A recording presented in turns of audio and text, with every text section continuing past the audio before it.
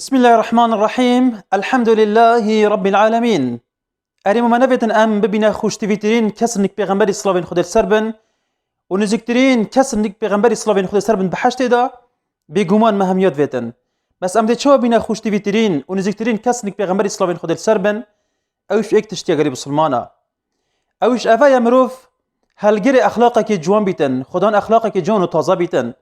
که پیغمبر خوشتیوی اسلام خود سربن بجیتن إن من حبكم إلي وأقربكم مني مجلسا يوم القيامة أحسنكم أخلاقا.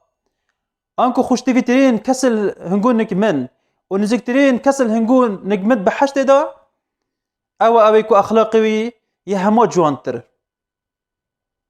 ادفيتن أم خدان أخلاقي جوان بين چند أخلاقي ما جوانتر وجوانتر بيتن هند أم دين زكتر بين البيغمبر إسلامي خود سر من بحشت دا اخلاق قالك جرنجا.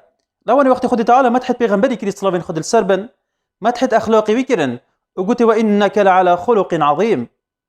تقول سر اخلاقك مظن جوان وطازه. لو انا قالك جرنجا دفيتن ام خد جوان كاين اخلاق جوان